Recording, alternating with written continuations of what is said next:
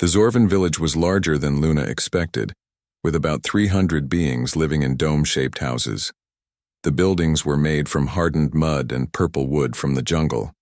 Everyone stopped what they were doing when she walked through. The main gate with the twins, children ran forward to see the strange visitor but stopped when they saw the dragons. Ember hissed playfully, making them giggle. Storm ignored them with dignity. Forest flew to a young girl who held out her hand bravely. The girl squealed with delight when Forest nuzzled her palm. The village elders waited in the central square. There were 5 of them, all with gray skin showing their age. The eldest was female, named Thyma, who spoke in a voice like rustling leaves. She studied Luna with all 4 eyes, then looked at Crix and Vex with disapproval for bringing an outsider. Luna bowed in the elf manner which seemed to surprise Thyma. She introduced herself and explained her presence on their planet. The elders listened without interrupting. When she offered to help defend against raiders, Thyma laughed. It was not a kind sound. The elder asked what one small female could do against dozens of raiders. Luna did not answer with words. Instead, she whistled a sharp note. The dragons responded immediately. Ember burst into flames that did not burn.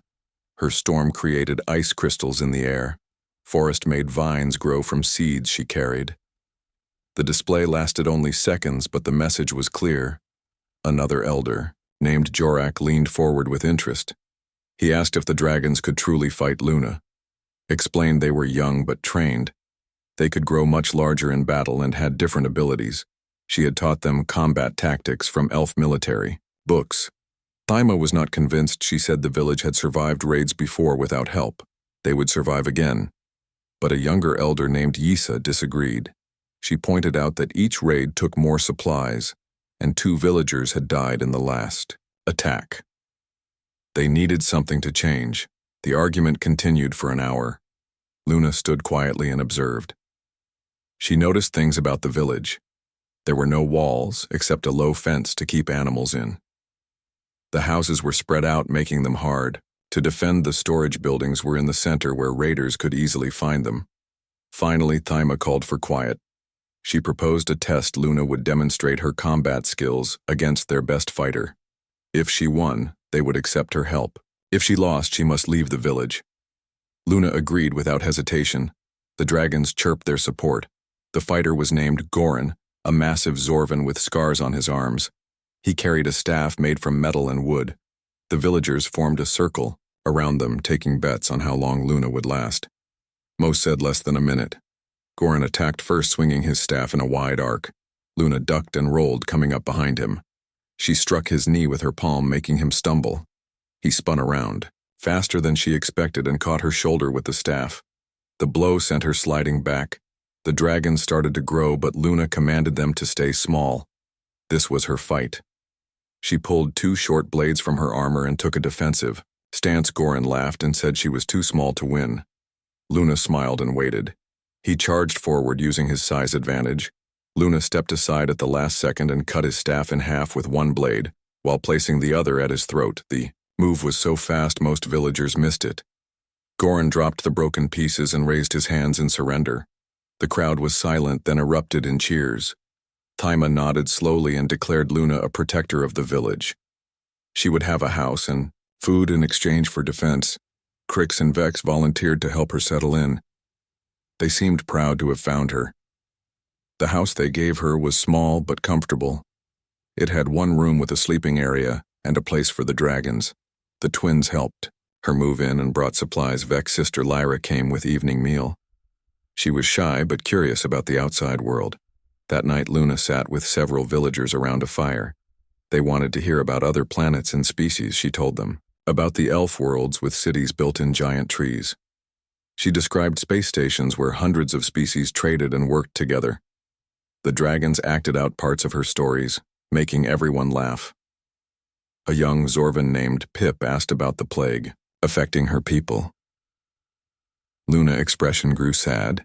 She explained that it killed slowly, making elves forget who they were before they died. Her parents had sent her away to find help, but she had found only empty worlds and suspicious strangers. Thyma, who had been listening from her doorway, stepped forward. She said the village had healers who might help. Luna shook her head and explained that elf biology was too different, but she appreciated the offer. It was more kindness than she had found elsewhere. The next morning, Luna began preparing the village defenses. She walked the perimeter with Crix and Vex, noting weak points. The dragons flew overhead, scouting the surrounding area. They had maybe a week before the raiders came according to the twins. Luna started training volunteers in basic combat. Most had never held weapons before. She was patient and encouraging. Goran helped by translating her techniques into movements Zorvans could perform. Their forearms gave them advantages she had not considered. The dragons worked with the children, teaching them to be lookouts. Forest showed them how to hide in trees. Storm demonstrated how to signal with ice reflections. Ember taught them to build safe fires for warnings. The children loved their new teachers. 5 days passed in preparation. Luna had the villagers dig trenches and build barriers. She positioned supplies in hidden locations throughout the village. The dragons helped by moving heavy objects when they grew larger. Everyone worked together with new purpose on. The 6th morning, Forest detected strangers approaching. She flew to Luna, chittering urgently. The raiders were coming early. Luna ran to the bell tower and rang the alarm. Villagers rushed to their assigned positions just as they had practiced. Luna stood at the main gate with Goran and 10 volunteers. The dragons circled overhead, staying small for now. She could see dust clouds in the distance getting closer. The raiders always attacked at dawn, thinking to catch the village sleeping. The first raiders appeared on the horizon, riding vehicles made from scrap metal and stolen parts. Luna counted 30 of them, just as Crix had predicted. They stopped just outside bow range, and their leader stepped forward. He was a scarred Kandorian with cybernetic arms. He shouted that the village had one chance to surrender half their harvest. The alternative was to lose everything and possibly their lives. Luna stepped forward and responded that the village was under her protection now. The raider laughed and asked what species she was. When she said elf, his laugh stopped. Elves were legends to most species, ancient warriors who had withdrawn from galactic society. He did not believe her until she drew her blades. The metal sang with a frequency only elf weapons produced. His expression changed to uncertainty. Luna gave him one chance to leave peacefully. The raider leader spit on the ground and ordered his followers to attack. They charged forward, screaming and waving weapons. The villagers tensed but held their positions as Luna had taught them. She whistled 3 notes and the dragons responded. Ember became the size of a shuttle breathing fire that created a wall between the raiders, and the gate storm grew equally large and froze the wheels of their vehicles. Forest expanded and used vines to trip the raiders who tried to go around. The raiders had not expected this. They fought creatures before, but nothing like these dragons. Their leader called for energy weapons, but the dragons were too fast. Ember melted their guns. Storm created ice shields for the villagers. Forest entangled groups of raiders in thick vines. The Crystal Cave was Luna's favorite place on this strange planet. She had found it 2 weeks after her ship crashed in the purple jungle. The water inside glowed with soft blue light and stayed warm even during the cold nights. She came here every few days to bathe and think about her situation. Luna removed her armor piece by piece and placed it on the smooth rocks. Her 3 small dragons watched from their perches near the cave entrance. Ember, the red one, was always alert. Storm, the blue one, dozed lightly. Forest, the green one, played with glowing insects that lived in the cave. These dragons had been with her since she found their eggs 15 years ago. She stepped into the warm pool and let the water wash away the dirt and stress. Her silver hair floated around her like silk. Her pointed ears twitched at every sound in the cave. This was the only time she felt truly relaxed since leaving her home world. The elf cities were dying from plague, and she had fled to find help. The raw dragons suddenly hissed in warning. Luna turned to see 2 tall figures at the cave entrance. They were twins with blue skin and 4 eyes each. Their matching facial marks glowed in the cave light. They stared at her naked form in the water, seemingly frozen in place. Luna recognized them as Zorvans, the local alien species. She stood up slowly, showing no fear or shame. Water ran down her pale skin as she walked toward the edge of the pool. The twins did not move or look away. Their 4 eyes tracked her every movement. In elf culture, the body was just a vessel and she felt no embarrassment, but she could see these aliens were shocked. Luna reached for her silk cloth and wrapped it around herself. The movement seemed to break the spell. The larger twin stepped backward and bumped into his brother. They both started speaking at once in their native language, which sounded like musical notes. She held up her hand for silence. The dragons had grown slightly larger, responding to her calm emotions. Ember moved to her right shoulder. Storm perched on her left, Forest wrapped around her neck like a scarf. This was their protective formation. The twins watched with fascination as the tiny creatures positioned themselves. She spoke in Galactic Standard, the common language most species learned. The twins understood but struggled to respond. The larger one managed to say his name was Crix. His brother was Vex. They had been hunting when they heard sounds from the cave. They never meant to intrude, but had never seen anyone like her before. Luna explained she was an elf from a distant world. Her ship had crashed during a storm. She was alone, except for her dragons. The twins exchanged glances, and Crix asked if she was the one who had been taking fruit from the border trees. She nodded and apologized, but explained she needed food to survive. Vex spoke for the first time, saying their village had been watching her for days. They thought she might be a threat, but now seeing her they realized she was just trying to survive. The village elders would want to meet her. Crix added that she should get dressed first, which made Luna smile. She moved behind a rock formation to put on her armor. The dragons stayed with her, helping her with the buckles and straps. The armor was made from their shed scales collected over many years. It was lightweight but stronger than most metals. Each piece fitted her athletic body perfectly.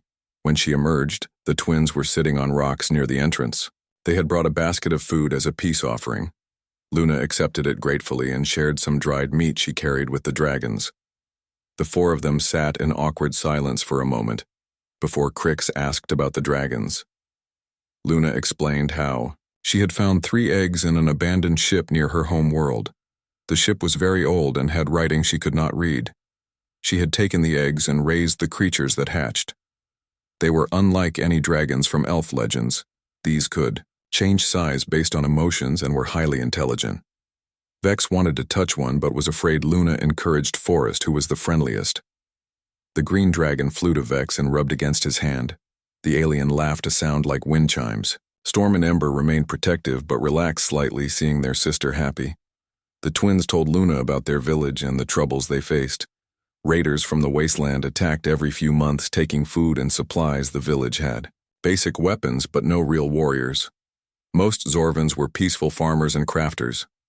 They had never fought a real war. Luna listened carefully and asked questions about the raiders.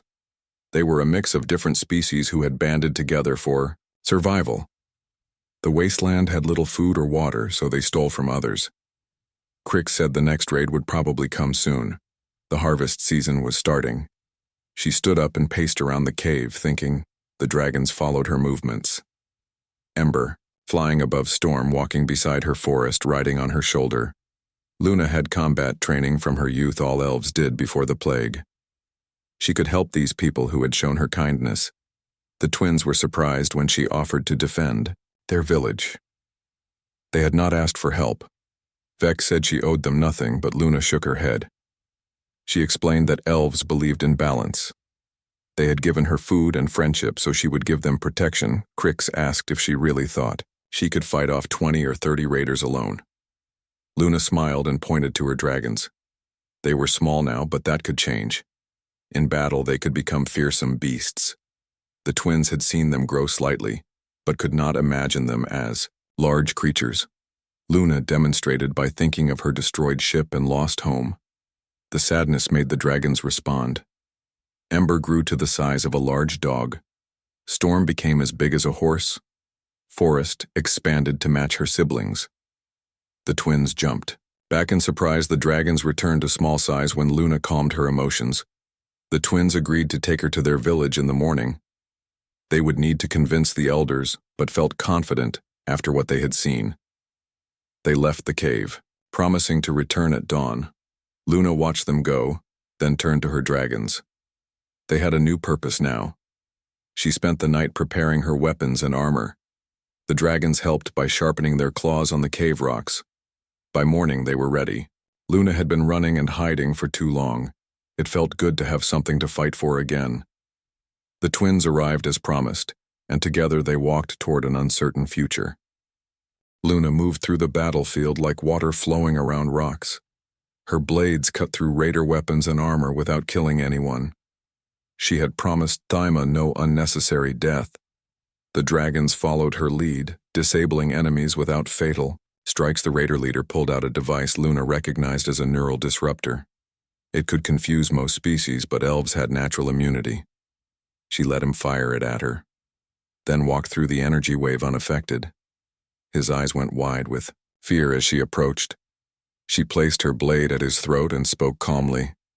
He could surrender, or she would let Ember melt his cybernetic arms. The smell of dragon fire was already making the metal smoke. The leader dropped to his knees and called for his raiders to stop fighting. The battle was over in minutes with no deaths on either side. The villagers emerged from their positions cheering. Goran lifted Luna onto his shoulders while the dragons flew victory circles overhead. The raiders sat in a group surrounded by armed villagers looking defeated. Thyma approached the raider leader and asked why they attacked peaceful villages. He explained that the wasteland was dying. Their own people were starving. They had no choice but to raid, or watch their families perish. Luna listened carefully to his words. She had an idea and whispered to Thyma. The elder looked skeptical but nodded. Luna turned to the raiders and made an offer. They could work for the village during harvest in exchange for a fair share of food. Their leader said his people would never accept charity. Luna explained it was not charity, but employment. They would earn their food through honest work. The village needed more hands for harvest anyway. Some raiders looked interested, but their leader shook his head. He said they had too much bad blood between them. Beck stepped forward and surprised everyone. He said his brother had been hurt in a previous raid, but he was willing to forgive if it meant peace. Crix joined, him saying hatred would only create more hatred. Other villagers began to speak up, agreeing to try. The raider leader was quiet for a long time. Finally, he asked what would stop them from taking everything once they were inside the village. Luna smiled and pointed to the dragons who were still large and intimidating. Forest wrapped around the leader, making him very still. After much discussion, terms were reached. The raiders would camp outside the village, but could enter during daylight to work. They would receive 1/4 of what they helped harvest. Their weapons would be held by Luna until trust was earned. Some raiders refused and left immediately. About 20 stayed, including their leader, whose name was Dask. He seemed tired of fighting and genuinely worried about his people. Luna respected that he stayed when leaving would have been easier. The next weeks were tense but productive. Raiders and villagers worked side by side in the fields. The dragons helped by carrying heavy loads and protecting everyone from wild animals. Slowly, people began to talk and share meals. Luna learned that many raiders were refugees from a planet destroyed by war. They had been wandering for years trying to survive. Dask had united different groups by promising them food and safety. He was not evil, just desperate. One evening, a young raider girl named Kella approached Luna. She had been watching the dragons with longing. Luna invited her to sit and called Forest over the green dragon immediately, liked Kella, and curled up in her lap. Kella told Luna she had wanted to be an animal trainer on her homeworld before the war. She missed working with creatures. Luna began teaching her how to communicate with the dragons using hand signals and whistles. Other children, both village and raider, began joining these lessons. The dragons enjoyed the attention and played games with them. Storm created ice sculptures that Forest decorated with flowers. Ember provided warmth when the evenings grew cold. Thyma watched, all this with shrewd eyes. One night she came to Luna House and said something unexpected. She believed Luna was sent by the gods to unite their peoples. Luna laughed and said she was just a lost elf trying to help. The elder shook her head and explained that their oldest prophecies spoke of a silver-haired warrior who would bring together enemies in peace. Luna did not believe in prophecies but kept that thought to herself. If believing helped the process, she would not argue. 3 weeks into the harvest, something changed. A ship appeared in the sky. It was not raiders, but something worse. Luna recognized the design as Vornak slavers. They captured entire villages to sell in illegal markets. The ship landed near the village and 20 heavily armed Vornaks emerged. Their leader announced through a speaker that everyone was now property of the Vornak Syndicate. Any resistance would result in death. Luna looked at Dask, and they had the same thought. They nodded to each other and began organizing. Their combined forces, raiders and villagers, stood together without hesitation. The past weeks had built trust that would now be tested. The dragons sensed the danger and grew to their maximum size. Ember was now as large as a building breathing fire, hot enough to melt steel. Storm created a blizzard around the ship, coating it in thick ice. Forest summoned vines that broke through the ground beneath the slavers' feet. The Vornaks had expected easy prey, not unified resistance, and certainly not dragons. Their leader called for backup from the ship, but storm ice had frozen their communications array. They fired at the dragons, but the creatures were too agile. Luna led the charge with Dask beside her. Their combined forces hit the slavers from multiple directions using tactics they had developed during harvest work. Villagers who had been farmers 3 weeks ago fought like warriors. Raiders protected villagers they had once threatened. Kella commanded a group of children who threw stones and created distractions. Her time with the dragons had given her confidence. Crix and Vex fought back-to-back using their forearms to devastating effect. Goran swung a new staff made from dragon-shed scales. The battle was fierce but brief. The slavers were outnumbered and outmatched. Their leader tried to retreat to his ship but found it covered in forest vines. He surrendered rather than face ember flames. Luna accepted and had them locked in the village storage building. The ship was another matter. It contained cages and chains meant for slaves, but also valuable technology and supplies. Dask suggested they share it all equally. Luna agreed and added that the ship could be converted for trading. Instead of raiding, that night, the village celebrated with the biggest feast anyone could remember. Raiders and villagers sat together sharing food and stories. The dragons performed aerial displays that painted the sky with fire ice and green sparks. Thyma stood and declared that the raiders were no longer outsiders but part of the extended village. They would build new homes and create a community together. Dask knelt before her and swore his people would defend their new home. Luna watched from the edge of the celebration, feeling both happy and sad. She had helped these people find peace but still had no solution for her own dying race. The dragons sensed her mood and stayed close, offering comfort. A strange beeping came from her armor. She pulled out her emergency beacon, which had been dead since the crash. It was receiving a signal. Someone was looking for her. The message was in Galactic Standard saying Earth exploration vessel seeking lost elf. Luna heart raced as she realized what this meant. Humans were known for their advanced medical technology. They might have a cure for her people. She looked at the celebrating villagers, then at her dragons, then at the stars. Thyma appeared beside her and said she had seen Luna checking the device. The elder smiled and told her to go find her salvation. The village would be fine. They had learned to protect themselves and make peace with former enemies. Dask joined them and offered his ship for the journey.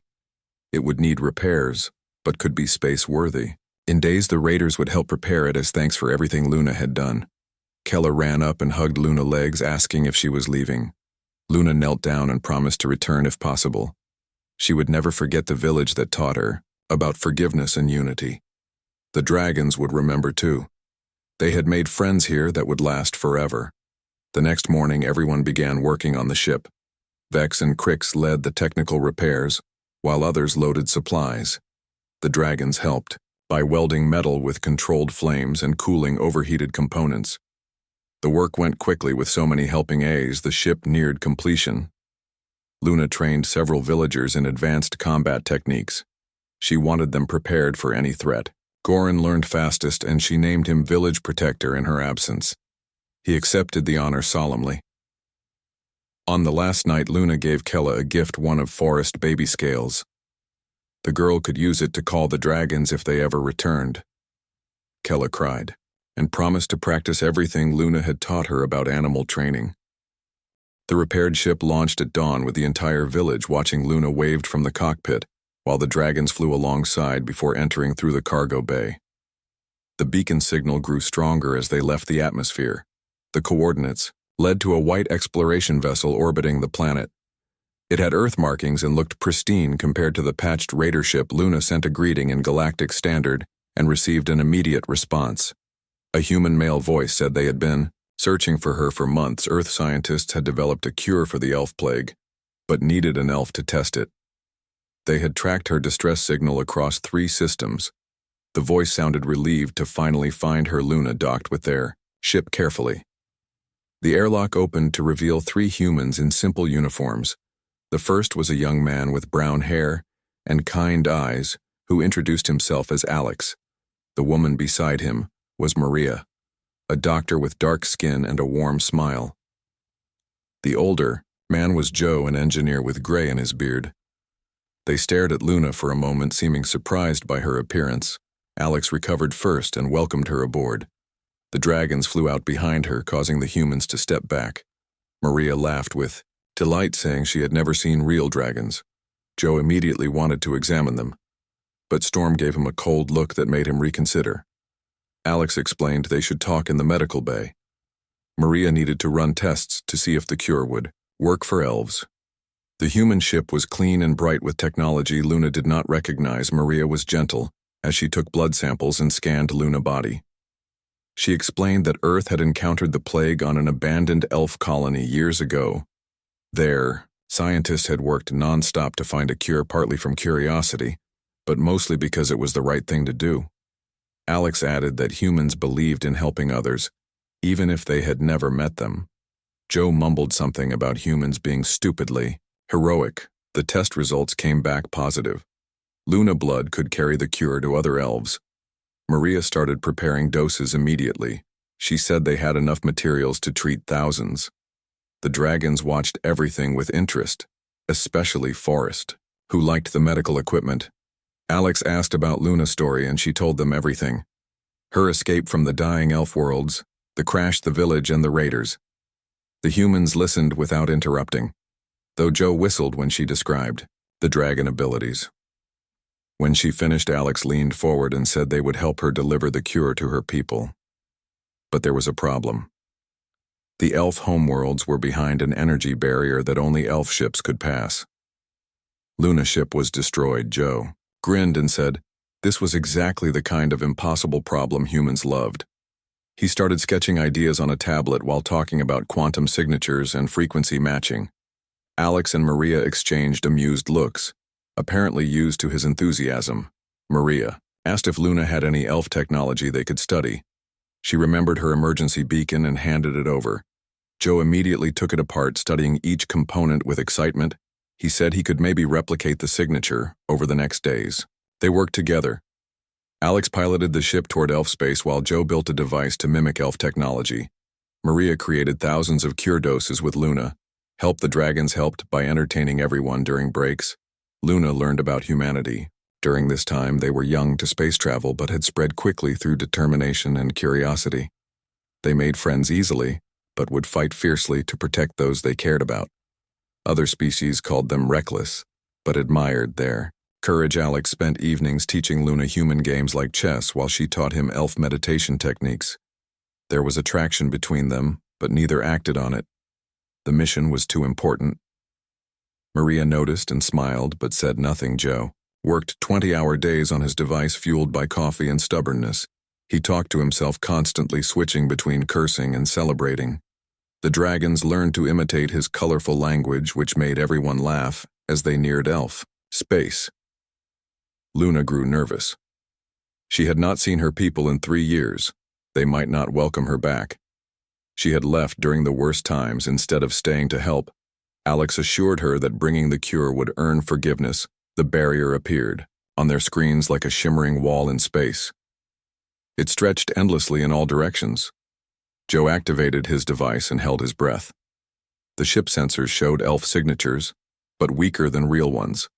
Luna took the controls and sent the ancient codes through the communication system. For a moment, nothing happened. Then the barrier flickered and created an opening just large enough for their ship.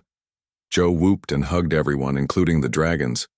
They passed through into elf space and Luna gasped. Her homeworld was visible in the distance but looked wrong. The great tree cities that should have been visible from space were dark.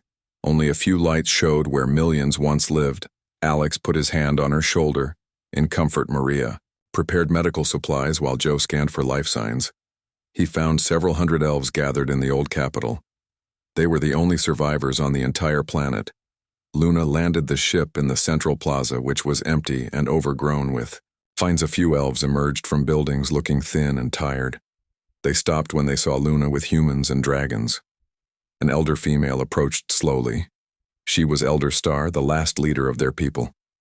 She recognized Luna, and tears fell from her ancient eyes. She had thought all the young elves were dead. Luna explained about the cure and the humans who had brought it. Elder Star fell to her knees in gratitude. The other elves gathered as word spread. Maria immediately began administering cure doses while Alex helped organize the elves into groups. Joe set up equipment to produce more doses on site. The dragons flew through the city, finding elves too weak to walk and guiding the humans to them. Ember provided warmth for those who were cold. Storm created fresh water. Forest grew fruits on the dying trees. Within hours, every elf in the city had received the cure. The change was not immediate, but those treated first were already showing improvement. Their eyes became clearer, and they remembered things they had forgotten. Elder Star asked the humans why they had helped without being asked. Alex said it was simple. They had the ability to help, so they did. Maria added that diversity made the galaxy stronger. Joe just shrugged and said someone had to do it. Luna watched her people begin to recover and felt emotions she could not name. The dragons sensed her feelings and stayed close. Alex stood beside her and took her hand. She squeezed it, grateful for the support that night. The elves held their first celebration in years. It was small and quiet, but filled with hope. The humans were treated as heroes, though they seemed uncomfortable with the praise. Joe escaped to work on repairs while Maria checked on patients. Alex and Luna walked through the empty streets looking at the abandoned homes. He asked if she would stay now that her people were safe. She was quiet for a long time, then said her place was no longer here. She had changed during her time away. The universe was vast and full of people who needed help. Her dragons had shown her that different species could work together. The village had taught her about forgiveness and unity. The humans had proven that strangers could become family. Elder Star found them and said she had been thinking the same thing. The elves could not hide anymore. They needed to rejoin the galaxy, and Luna would be their ambassador. She would speak for them among the stars. The dragons roared approval, making everyone laugh. Elder Star gave Luna an ancient crown that marked her as ambassador. She also gave the humans honorary citizenship in the Elf Republic, the first non-elves to receive such honor.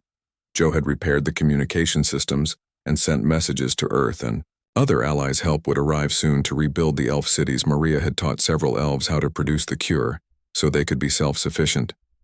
Before leaving, Luna introduced the concept she had learned from the village former enemies working together for survival. She suggested the elves reach out to old rivals and offer friendship. Elder Star agreed, saying isolation had nearly destroyed them. Alex asked Luna where she would go next. She looked at him and Maria and Joe, then at her dragons. She said wherever they went she would follow. The humans had saved her people and she would stand with them. Maria suggested they form an official team helping species in need across the galaxy. Joe said they could use the elf ship as base while he upgraded it. Alex agreed, saying 4 different species working together would send a powerful message. The dragons grew large and flew circles around them in celebration. They had found their purpose. Luna placed the crown on her head and stood. With her new family, they would explore the galaxy together, helping those who needed it. Elder Star watched them prepare to leave and smiled. The prophecies had spoken of a silver-haired elf who would save their people, but also unite different races. She had thought it was myth, but here was Luna proving legends could be real. The team spent another week on the elf world helping set up medical facilities and communication networks. Other ships began arriving with supplies and volunteers. The galaxy had heard about the cure and wanted to help. 6 months had passed since Luna joined the human team. Their ship now carried flags from Earth, the Elf Republic, and surprisingly, the Zorvan Village Confederation. They had helped 12 different species with various problems. The dragons had grown stronger and learned new abilities. Ember could now create healing warmth. Not just destructive fire, Storm could make protective shields from Ice Forest, had learned to grow medicinal plants from any seed. They were responding to a distress signal from a mining colony when Joe detected something unusual. Multiple ships were converging on the same location. Alex checked the patterns and frowned. They were pirate vessels. Luna suggested they be careful. This looked like an ambush. Maria agreed, but said they could not ignore a distress call if someone really needed help. The dragons chirped nervously, sensing danger ahead. They approached slowly with shields up. The mining colony was real, but surrounded by 15 pirate ships. A message came through demanding their surrender. The pirate leader appeared on screen, and Luna gasped. It was someone she knew from her past, an elf named Torin, who had left their world before the plague. He had become a pirate king, ruling through fear. His eyes widened when he saw her. Torin said he had heard about her work with humans. He called her a traitor to their species for sharing elf secrets with outsiders. Luna responded that he was the traitor for abandoning their people when they needed him most. He laughed and said the plague was not his problem. He had built an empire while others died. Now he would take their ship and the cure to sell for profit. The dragons hissed and began growing, but Luna calmed them. Alex stepped forward and introduced himself as team leader. He offered to negotiate, but Torin just laughed again. He said humans were weak and emotional. They would surrender or be destroyed. Joe muttered something about showing him weak and started working on his console. Maria prepared medical supplies, expecting battle. Luna stood tall and said they would never surrender. The cure belonged to everyone. Torin ordered his ships to attack. But something unexpected happened. 3 of his ships turned and fired on the others. The crew had mutinied. They had family dying from various diseases and wanted the cure more than gold. The battle was chaotic, with pirates fighting each other. Luna flew the ship through the combat, while Alex coordinated with the rebelling pirates. Joe had somehow hacked several enemy ships and turned their weapons off. Maria treated wounded rebels who escaped in pods. The dragons wanted to help, but the fight was in space. They could not breathe in vacuum. But Forrest had an idea. She had Luna open the cargo bay just enough for her to throw seeds.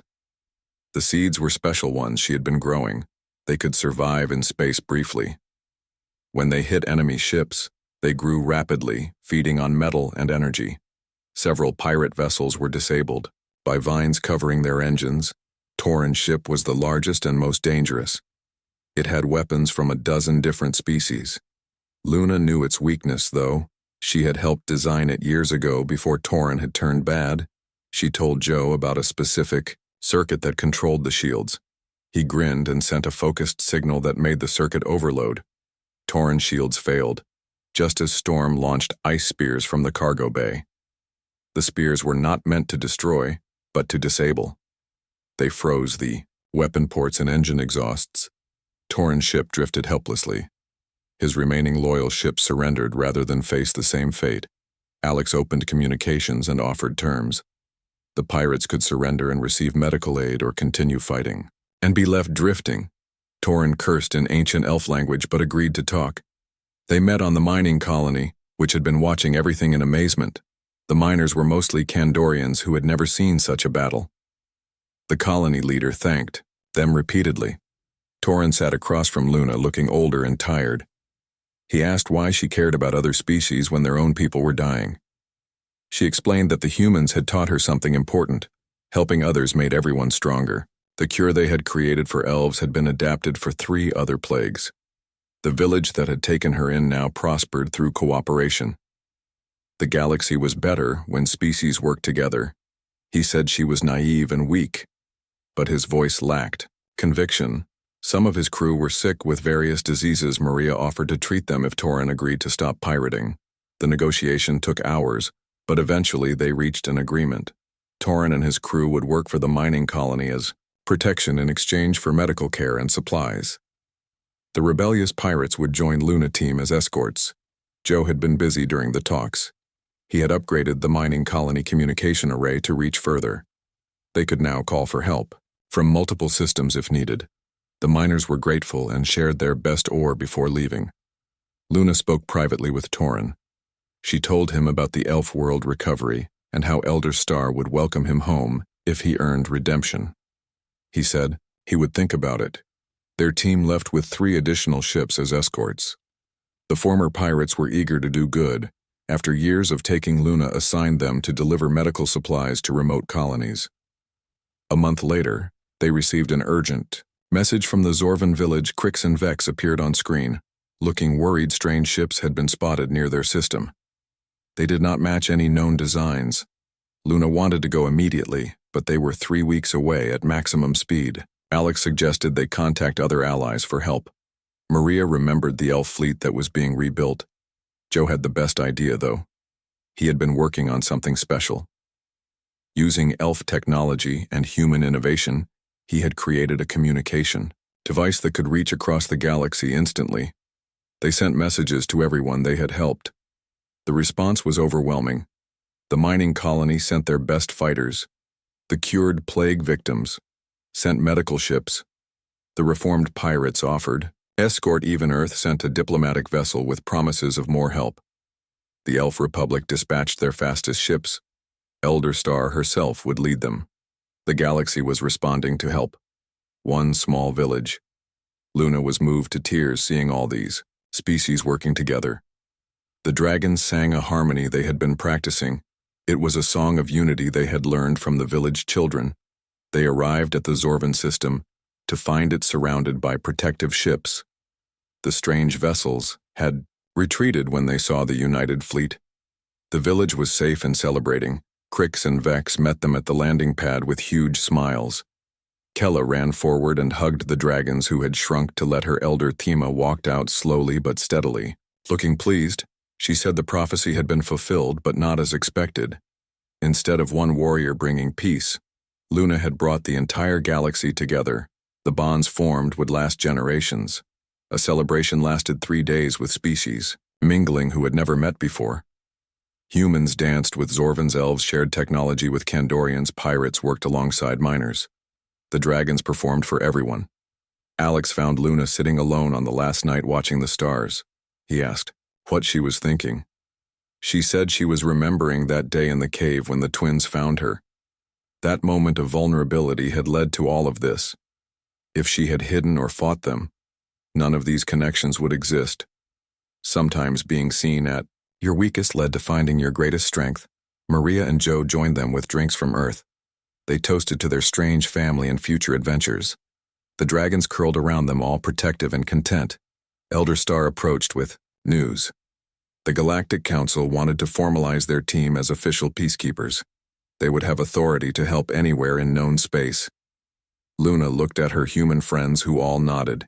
She accepted, but with conditions. They would remain independent and choose their own missions. They would never charge for medical aid. They would always try diplomacy before violence. Elder Star agreed to everything. Torrin's ship arrived as they prepared to leave. He had decided to join them seeking redemption. His crew had voted to follow. Luna was suspicious, but Alex believed in second chances. Their fleet now numbered 8 ships from 6 different species. They had supplies, weapons, and most importantly, hope. The galaxy was vast with countless problems, but they would face them together. Kella waved goodbye from the village walls wearing the dragon scale Luna had given her. The dragons roared farewell, promises to return. The twins saluted their respect, evident as they entered space. Luna stood on the bridge surrounded by her unlikely family. An elf, 3 dragons, 3 humans, and a reformed pirate with more allies waiting among the stars. Joe was already picking up new distress signals and mysterious readings. Maria was organizing medical supplies. For their next mission, Alex was charting courses to systems they had never visited. The dragons grew and shrank with excitement, ready for whatever came next. They had learned that size did not determine strength, and that different species could become family. Luna touched the crown Elder Star had given her, remembering her duty as ambassador, but also remembering the lesson the humans had taught her. Sometimes doing the right thing was its own reward. They jumped to hyperspace, heading toward their next adventure. The galaxy was full of beings who needed help, and they would answer every call they could. This was their purpose now. Behind them, the Zorvan village and the elf worlds continued rebuilding, stronger than before. The connections formed would spread, creating networks of cooperation across space. This was what humanity had brought to the stars: not conquest, but compassion; not dominance, but determination to help. The human way had become the galaxy way.